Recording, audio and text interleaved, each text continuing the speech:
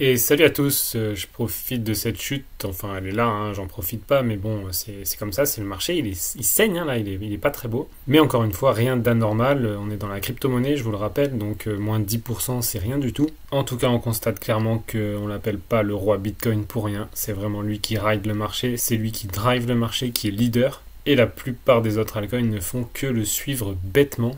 Il n'y a aucune raison en ce moment que les altcoins descendent, en tout cas ceux qui ne sont pas encore bien montés. Effectivement, il y en a certains comme Render, comme Solana, qui eux pourraient vraiment retracer parce qu'ils sont quand même bien montés. Mais pour beaucoup d'autres, il n'y a aucune raison que ça se casse la gueule. La seule raison, c'est que Bitcoin se casse la gueule. Donc bref, on est quand même encore dépendant de Bitcoin et ça le prouve. Mais c'est comme ça. Tiens, j'en profite pour remarquer que XRP et Dogecoin sont au coude à coude, mes deux premiers investissements il y a fort longtemps, les deux sur lesquels j'avais tout misé. XRP parce qu'il représentait ce monde intermédiaire entre les banques et la nouvelle crypto-monnaie. Il représentait ni un rejet de l'ancien monde, ni un rejet du nouveau, mais au contraire une techno qui ralliait l'ancien et le nouveau dans un juste milieu, un équilibre qui pour moi était beaucoup plus viable que ce que prétendent d'autres cryptos comme Bitcoin et Ethereum et qui veulent supprimer les banques. Mais sauf que vous supprimerez pas les banques, c'est elles qui ont le pouvoir. Donc éventuellement, ce qui était intelligent à faire, c'est faire un projet connexe qui relie la crypto et les banques, et c'est exactement ce que faisait XRP, et c'est pour ça que je l'ai choisi dès le début. Et Dogecoin, je l'ai choisi parce que c'était le seul, et à l'époque, on n'appelait même pas ça un meme coin, mais c'était une monnaie avec énormément de jetons, qui était pas chère du tout, et c'était un peu la monnaie du peuple. Et elle avait l'avantage d'être super rapide et pas chère du tout, comparé au premier du marché qui était à l'époque Bitcoin et Ethereum. Et finalement aujourd'hui, ce que je disais s'avère assez vrai, même si on n'est qu'à la 7e et 8e position. Je rêverais, et je pense que c'est pas impossible, de voir un jour XRP et Dogecoin en première et deuxième place. Ils sont pas si loin finalement, parce que Dogecoin, lui, ses x10, il va les faire, et ça va rapprocher fortement le market cap de celui d'Ethereum. Ajoutez à ça un P d'Elon Musk de travers, et on passe Ethereum. Et après, pour que XRP passe Ethereum et Bitcoin, ça fait aucun souci, puisque si XRP se lance, franchement, Bitcoin et Ethereum, ce sera des graviers sur le chemin. Allez, comme d'habitude, un petit point rapide sur Bitcoin. Donc effectivement, là, on chute. Encore une fois, rien d'anormal. Vous voyez qu'ici, on avait chuté de, il me semble, voilà, 18%. Ici, on est sur rien du tout. On est à moins de 10% ici. Et depuis ce plus haut ici, on est à peine à moins 11, moins 12%. Donc il n'y a vraiment pas à s'inquiéter en ce moment. On a deux supports ici assez solides sur lesquels il pourrait rebondir. Et à part une troisième guerre mondiale ou un crash boursier monumental, je vois pas du tout Bitcoin retracer plus que ça pour l'instant. Il est quand même bien soutenu par BlackRock, par les ETF. Il y a beaucoup d'argent qui rentre dans le Bitcoin, tout le monde en veut. Il y a votre garagiste et votre coiffeur qui sont en train de commencer à vous en parler. Donc c'est pas maintenant qu'on va se manger un gros retracement à mon avis. Mais évidemment, je suis pas Madame Soleil. Bon, le 8 avril, on sait, on a l'éclipse. On a plein de spéculations autour de cette date. Est-ce qu'il va se passer quelque chose? Est-ce que ça va cracher? Est-ce qu'au contraire ça va exploser à la hausse? On n'en sait rien. Du coup, il faut jouer avec toutes les variables ou avec aucune variable, finalement, c'est un peu le jeu. Et si vous n'êtes pas sûr du 8 avril ou même tout simplement du mois d'avril, alors mettez un peu de cash de côté, sortez un peu de la crypto, sortez un peu des marchés, refaites du cash pur et attendez de voir un peu ce qui se passe. Si maintenant vous êtes sûr que ça va aller à la hausse, alors chargez. Et si maintenant vous êtes sûr que ça va cracher en avril, alors déchargez un maximum. Pourquoi rester dans des marchés si vous êtes sûr que ça va cracher? Au final, personne ne sait, en tout cas pas à notre niveau, donc vous devez faire en fonction de vos recherches et en fonction de ce que vous pensez être juste. Et vous pouvez pas forcément écouter des gens qui disent que la Terre, le Soleil et la Lune vont être alignés et que donc ça va faire cracher les marchés. Ça n'a aucun sens d'écouter ça. Ça peut être vrai, ça peut être une coïncidence, ça peut être un plan, mais c'est pas sur ça qu'on doit baser nos plans de financement et nos décisions. Donc là, j'ai pas de grosse analyse à vous faire, il n'y a rien qui se dessine de franchement viable. On pourrait très bien rebondir sur les 64, on pourrait aussi aller rebondir sur les 61,5. Là, j'en ai aucune idée, moi je prends pas trop de décisions en ce moment. J'aimerais juste que ces altcoins aient leur propre vie et arrêtent de dépendre de ce Bitcoin. Donc pour moi là, en attente.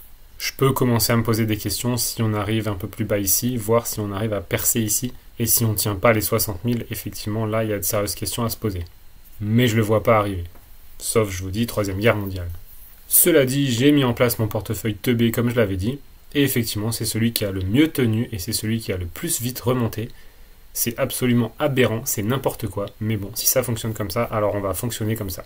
Ce que j'appelle mon portefeuille teubé, c'est des cryptos débiles, des cryptos vraiment teubés, du genre de Shiba, Floki, le chien avec le chapeau, des conneries comme ça, mais mine de rien, franchement, ça fonctionne. Donc je pense qu'il ne faut pas les garder long terme, je pense qu'il faut faire attention à ce qu'on fait, mais ça a de la hype, et la hype, mine de rien, ça fait monter les marchés. Alors ensuite, quelques news SEC versus Ripple. Où en est la SEC et ses débilités? Donc la semaine dernière, on apprenait effectivement que la SEC veut 2 milliards de dollars de la part de Ripple en tant qu'amende. C'est absolument aberrant quand on sait que Ripple a déjà gagné 75% de son procès, mais je crois que la SEC n'a pas fini de nous régaler de ses aberrations. Alors pourquoi 2 milliards de dollars? En passant, vous noterez que je prends le temps que l'information retombe un peu parce qu'il y a des aléas dans tous les sens et ça sert à rien de faire 3 vidéos par jour. Et comme je disais à un gars dans mon groupe Telegram, il vaut mieux prendre 15 minutes au soleil à se reposer que les prendre à absolument savoir ce qui s'est passé dans les dernières minutes du cas Ripple versus SEC.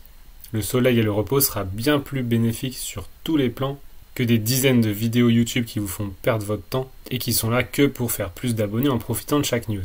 Bref, vous faites ce que vous voulez de votre temps, mais c'est mon avis. Donc Ripple aurait à l'époque vendu une importante somme de XRP non enregistrée à des institutionnels. C'est justement tout ce pourquoi le procès Ripple existe toujours à ce jour et n'est pas terminé. Donc au final, les informations de combien Ripple a vendu de XRP à des institutionnels est restée à ce jour privée. Mais en tout cas, ce qu'on en sait, c'est que la SEC considère que 2 milliards d'amendes, c'est nécessaire, soi-disant, pour dissuader d'autres sociétés à faire la même chose. Ça n'empêche pas des projets qui s'appellent Chien avec chapeau d'avoir presque 5 milliards de capitalisation sur le marché crypto. Où est la SEC? Par contre, quand il s'agit de faire chier une société qui sont là pour améliorer tout le système bancaire et tout le système financier, là, ils sont là. Donc le XRP, lui, a plutôt bien réagi à la news puisqu'il a quasiment pas bougé, voire il est même un peu monté. Mais 2 milliards d'amendes, cette blague Ripple vont les défoncer. Le montant que la SEC demande est juste ridicule, et surtout après les 3 échecs qu'elle a subis dans cette procédure. Donc j'avoue que j'ai du mal à comprendre les mouvements de la SEC en ce moment, et depuis déjà un bon moment, mais bon, n'oublions pas que c'est eux qui ont le pouvoir. Et d'ailleurs, j'ai connu 2 cas précédemment où en fait l'amende était tellement ridiculement haute que ça a mis dedans le gouvernement des US. Et ils ont justement perdu le procès à cause de l'aberration et de la quantité d'amende qu'ils demandaient. Alors aujourd'hui, je suis d'autant plus confiant que le montant est ridiculeusement élevé. Donc soi-disant, Ripple n'avait pas pris les mesures adéquates pour rectifier son comportement, comme fournir les informations retenues aux anciens investisseurs institutionnels, et au lieu de ça, il aurait réduit la transparence concernant les ventes de XRP aux institutionnels, donc, tout en blâmant la SEC pour ses actions. Et la SEC a accusé Ripple d'avoir délibérément contourné la loi, pour rappel, loi qui n'existait pas au niveau crypto-monnaie à ce moment-là, ce qui rend tout le truc encore plus aberrant, puisque finalement tout ce procès est basé sur le fait que le XRP serait un titre. Là-dessus, la juge a tranché, le XRP n'est pas un titre, mais ils continuent comme des vautours à essayer d'avoir les derniers morceaux de la carcasse, sans rien lâcher alors qu'ils sont complètement à l'ouest aujourd'hui. L'issue me fait déjà rire d'avance. Donc finalement, la SEC demande à la Cour d'examiner avec quelle facilité les acteurs, en particulier dans le domaine des actifs crypto, peuvent aujourd'hui se livrer au même type de comportement que celui de Ripple et envoyer un message fort selon lequel de tels abus ne seront pas tolérés. Donc là, en gros, la SEC se bat contre tous les projets crypto, puisque tous les projets crypto fournissent une partie de leurs jetons à des institutionnels ou à des investisseurs. Donc pourquoi la SEC fait autant chier Ripple en particulier, en sachant que tous les projets ont fait la même chose, et Ethereum le premier. Il y a éventuellement que Bitcoin qui ne l'a pas fait. J'attends le retour de bâton et de karma avec impatience. Ensuite, donc concernant la news sur les AMM, les Automated Market Makers. Du coup, technologie nouvellement ajoutée au XRP Ledger et qui va permettre notamment de gagner des rewards sur nos XRP via le XRP Ledger. Ça avait été accepté puis refusé, finalement accepté et lancé, et il y a eu récemment quelques problèmes techniques qui retardent en ce moment le lancement final. Donc là-dessus, comme je vous avais dit, attendez, soyez patients, laissez les choses se faire. C'est nouveau, ça vient de sortir, il peut y avoir des problèmes. Donc laissez les problèmes se passer et se résoudre avant de sauter dessus. D'ailleurs, j'ai pas encore fait de vidéo sur comment on utilise les AMM pour générer de l'argent et des XRP avec nos XRP, mais je le ferai quand, moi aussi, je considérerai qu'on est dans un environnement sûr. Du coup, ça viendra plus tard. D'ailleurs, dans cet article aussi, ils disent qu'il est conseillé aux utilisateurs de ne pas déposer de fonds pour l'instant dans les AMM. Retirez vos fonds des pools de liquidité jusqu'à ce que le problème soit résolu. Et à propos de liquidité, d'ailleurs, je voulais discuter un truc sur cet article qui explique donc que la technologie ODL de Ripple, donc celle qui est basée sur XRP, ne peut pas faire monter le prix du XRP, étant donné que le but c'est de faire des transactions, par exemple sur les paiements transfrontaliers, les paiements interbancaires, c'est de faire des transactions dont l'intermédiaire serait du XRP. Du coup, vu que les transactions sont extrêmement rapides sur XRP, ça représenterait sur le réseau une achat-vente directement qui ne peut pas impacter le prix. Si j'analyse le truc en surface, je suis d'accord, ce qu'il dit est vrai. Maintenant, ça ne prend pas en compte différents scénarios. Le premier, c'est justement le besoin de liquidité. Je suis d'accord que si on achète 1 million de XRP et qu'on les revend 4 secondes après, ça ne devrait pas impacter beaucoup le marché. Le problème, c'est que si le marché reste bas comme aujourd'hui et que la demande augmente, et qu'on a besoin justement d'acheter 100 millions ou 1 milliard de XRP et de les revendre, il n'y a aucun marché qui supportera ça, à moins d'une hausse et une baisse de prix monumentale dans les 5 secondes. Mais ça, c'est pas possible. C'est pour ça qu'il faut des fournisseurs de liquidité. Et c'est ce dont ce mec ne parle pas dans son article. Un fournisseur de liquidité, c'est quoi? C'est une société, un institutionnel ou une banque qui va acheter énormément de XRP pour en avoir énormément en cas de grosses transactions. Et pour que cet acteur en ait, il faut qu'il en achète beaucoup. Ensuite, si on veut le moins d'impact possible sur les prix en cas de grosses transactions, même si c'est acheté et vendu dans les 4 secondes, si on veut peu d'impact sur le prix, il faut que le prix du XRP soit haut. C'est une condition nécessaire et c'est exactement ce que David Schwartz disait à l'époque. Si vous avez un XRP qui vaut 1 dollar, il va falloir en acheter 1 million et en vendre 1 million dans les 4 secondes pour faire la transaction. Par contre, maintenant, si vous avez un XRP qui vaut 1 million de dollars, il faudra en acheter un seul pour faire la même chose. Et évidemment que ça va avoir un impact si quelqu'un achète 1 million de XRP sur un marché, pour les revendre même quelques secondes après, ça va avoir un énorme impact sur le prix localement. Et si toutes les banques et les banques centrales commencent à faire ça en même temps, ça va être le bordel. Et le prix va forcément fluctuer n'importe comment. Et c'est pour ça qu'il y a des fournisseurs de liquidités qui vont acheter et devoir avoir beaucoup de XRP.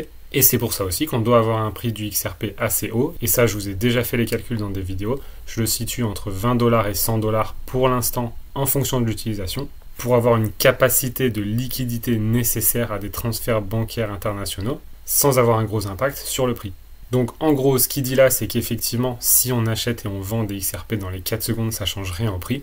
Je suis théoriquement d'accord, sauf que va sur un échange décentralisé ou même centralisé et essaye d'acheter et de vendre 10 millions de XRP en 4 secondes, tu verras que ça va être le bordel. Donc il y a un gros besoin de liquidité en XRP, en nombre de XRP, mais aussi qu'ils valent cher, pour que le nombre de XRP à acheter et vendre dans cette transaction soit le plus faible possible. Voilà mon avis donc sur cet article et sur ce que dit ce gars-là. Quoi d'autre en parallèle? On a donc Mastercard qui a fait un partenariat maintenant avec Ripple, puisque Mastercard veut utiliser le réseau XRP pour ses paiements transfrontaliers, dans un but évident de réduire les coûts et la vitesse de transfert. Et Mastercard donc a souligné les avantages de Ripple dans son white paper. Le réseau XRP devient de plus en plus populaire, notamment en Amérique latine, parce qu'il peut résoudre les problèmes des systèmes traditionnels et permet aux utilisateurs d'envoyer de l'argent à tout moment et de n'importe où, mais surtout rapidement et peu cher. Et le partenariat entre Mastercard et Ripple vise à développer une carte de crédit permettant aux utilisateurs d'économiser sur les frais grâce à l'utilisation du registre XRP, donc du XRP Ledger. Et c'est sans parler effectivement de son business avec les CBDC, donc avec les monnaies numériques des banques centrales, et les transactions entre tous ces acteurs. La boucle est bouclée avec Mastercard, puisqu'on n'est plus seulement en interbanque, mais aussi en utilisateurs finaux. Et ça fait suite justement à la news dont on parlait déjà l'été dernier, où Ripple a rejoint Mastercard et Swift pour ce qui est des paiements transfrontaliers. Donc la BRI, c'est la Banque des règlements internationaux, et ça on en parlait déjà l'été dernier. Et en même temps, sur un autre support, là aussi on a Ripple associé à Mastercard, Barclays et d'autres qui ont investi récemment dans SandFriend, qui est une start-up qui facilite les échanges d'argent entre particuliers. Et SandFriend utilisera XRapid de Ripple pour les paiements transfrontaliers, convertissant les USD, le XRP et les pesos philippins, tout en contournant le processus plus long des systèmes bancaires traditionnels. Et grâce à ça, la startup dit proposer des frais réduits de 65% par rapport à la moyenne du secteur des transferts en internationaux, du fait du XRP Ledger. Et tout ça, ça fait que commencer des startups comme ça, il va y en avoir à l'appel, et c'est hyper encourageant que justement des Ripple et Mastercard investissent conjointement dans ce genre de système qui va faciliter et réduire les coûts des transferts. Donc voilà pour les news récentes, et j'ai encore une super nouvelle pour vous, puisque ça y est, on a maintenant les rapports automatiques et on a le rapport de mars de la fameuse opportunité que je vous avais proposée, donc Snipe and Profit. On a bien bossé pendant 2 mois, on a maintenant les rapports de février et mars, je vous les communiquerai donc dans une prochaine vidéo, restez par là, avec les rapports qui prennent maintenant directement les données du trader à la base directement, qui sera mis à jour cette fois toutes les semaines. Ici on a mars qui est terminé, on a eu des super résultats. et vous aurez aussi tout ce qu'il faut pour bien lire le rapport. Et je peux vous dire qu'on n'a pas fini de vous régaler puisqu'il y a encore plein de belles choses qui arrivent sur ce projet très prochainement. Je vous fais un récap de tout ça, je vous explique comment ça marche et je vous montre les derniers rapports dans ma prochaine vidéo puisque ça continue de sniper en masse. A très vite sur la prochaine vidéo.